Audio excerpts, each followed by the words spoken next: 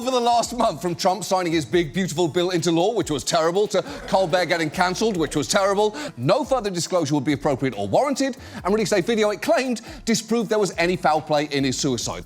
Can you say why there was a minute missing from the jailhouse tape on the night of the set? Yeah, sure. If Could I just interrupt for 1 second? Breaking news. Social Security databases list people over 150 years old still getting paychecks, says Trump. But here's the twist. It might have more to do with old programming technology than fraud. Want to know how America's oldest employees became Trump's latest talking point? Let's crack open the absurdity together. Before we move on, I would like you to subscribe to the channel and like the video. Did you know Trump once claimed border crossings were the lowest ever recorded? Yep, you heard that right. According to him, the numbers were practically non-existent, like Bigfoot silently tiptoeing across the Rio Grande. Spoiler alert, that claim is about as real as Bigfoot winning a Nobel Prize. But hey, it definitely made for an eye-popping headline during his speech, which was the point. Because when Trump talks numbers, it's less like a Harvard economics lecture and more like a high-stakes game of Mad Libs. So, where did he grab this bold, lowest ever stat from? Well, Trump was referring to a slight dip in illegal border crossings recorded during a specific period. Now, to be fair, there was a temporary decline in numbers, which experts mostly attribute to pandemic-related factors like tightened travel restrictions and public health exceptions. But here's where things go a little off the rails. While recent numbers were indeed lower, they never actually dropped to their lowest levels in history. Trump, predictably, left a little something out. That little something being the entire 1960s.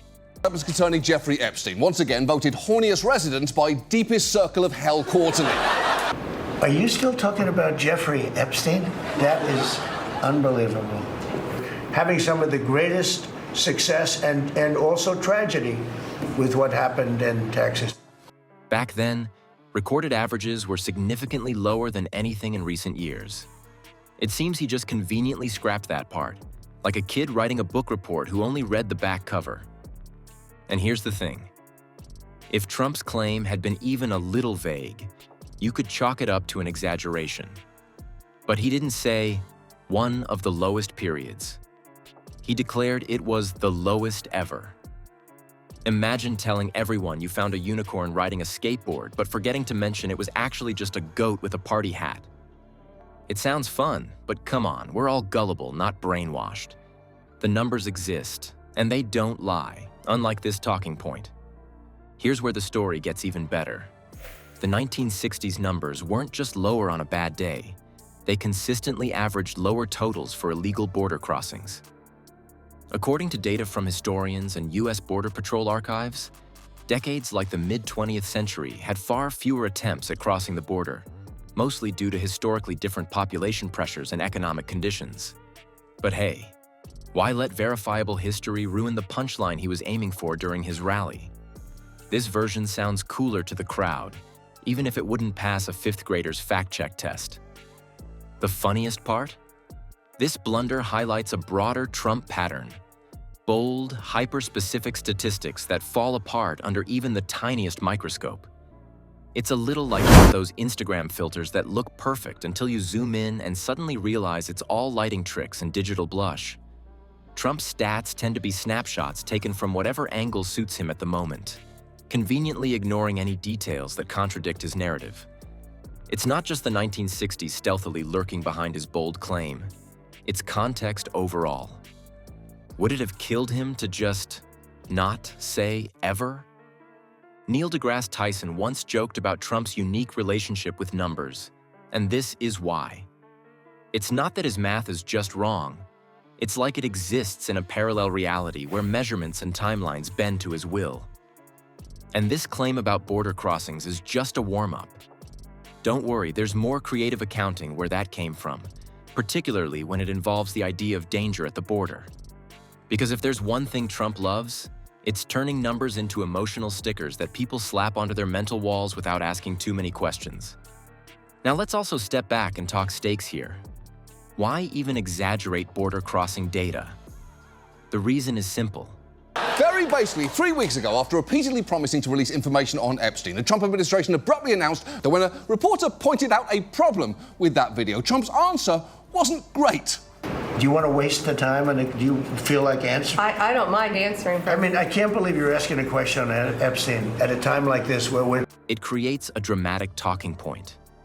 Trump has mastered the art of turning ordinary issues into emergency-level crises, often with a little help from his favorite tool, out-of-context statistics.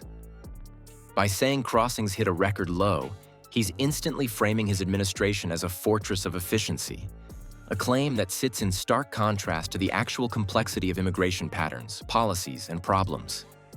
Was the dip a sign of enforcement success, or did it mostly reflect external forces like the pandemic? Spoiler alert, it's mostly the latter, but that doesn't make for a soundbite, does it? This claim works because it's simple, easy to remember, and plays into pre-existing beliefs. But once you hold it up against any historical data, scanning back just a few decades, it collapses quicker than a Jenga tower during an earthquake drill. In 1964, apprehensions were so low that modern-day averages feel like another category altogether.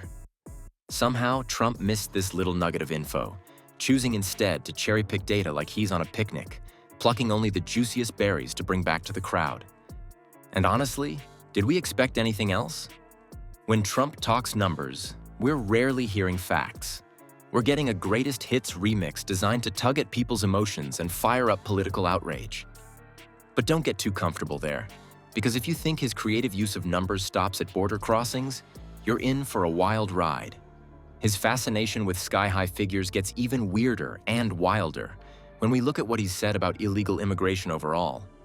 Ready for some math that's about to run straight off the rails? Let's dive into that next.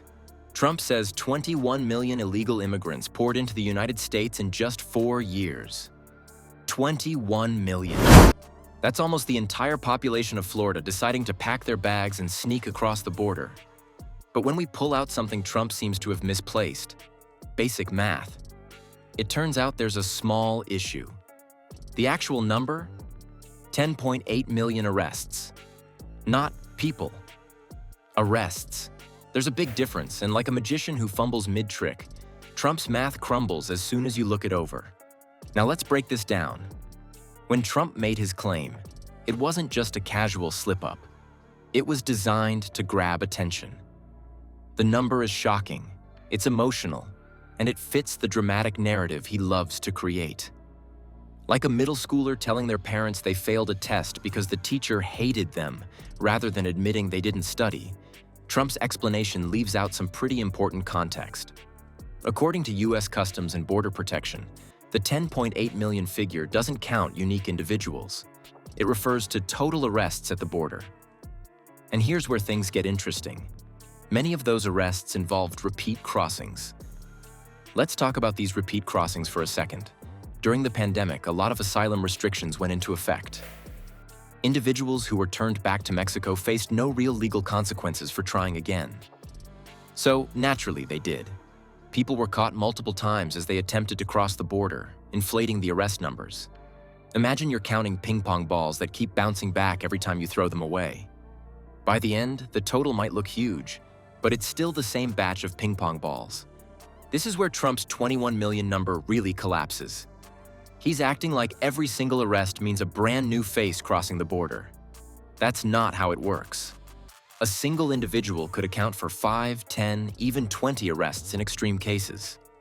When you ignore that distinction, you end up doubling the numbers, or, in Trump's case, shooting them into fantasy land. It's almost impressive how he managed to stretch 10.8 million arrests into 21 million people. If only his real estate deals were that inflated, maybe he wouldn't have so many lawsuits following him around. To get a clearer picture, think of Trump's math as a toddler stacking blocks. At first, it looks ambitious. Could this kid build the next Eiffel Tower? But inevitably, one of the blocks teeters. The whole thing collapses, and you're left wondering why you let a toddler handle construction in the first place. The 10.8 million arrests represent a reality grounded in data and context. Trump's 21 million claim is just that teetering stack of blocks, built on misrepresentation and a refusal to pay attention to the basics. Let's not forget the purpose behind this overblown statistic, though. Trump doesn't deal in numbers to inform or educate. He deals in numbers to scare. 21 million illegal immigrants? Sounds like chaos on Main Street. But when you explain that many arrests are repeat crossings and that the actual number of unique individuals is far lower, the emotional punch fades. It's the difference between watching a thrilling action movie and realizing it's just someone waving cardboard cutouts on a green screen. What's fascinating is how this kind of rhetoric works. Exaggeration feeds into fear, and fear drives people to ignore the fine print. Trump isn't just throwing out these wild stats for fun. He's playing a calculated game of emotional manipulation. Mentioning 21 million illegal immigrants taps into a deeper fear about chaos at the border. But that fear is based on carefully reworked math. He nearly doubled the actual numbers to make the situation sound like a full-scale invasion. It's storytelling, not reality. And you have to wonder how many people sitting in his rallies believe it without question. Here's another angle that's worth highlighting. This isn't isolated. Trump has a habit of turning numbers into monsters under the bed. Crime rates, unemployment statistics, crowd sizes, it's all fair game for him to twist, stretch, or reframe as he sees fit.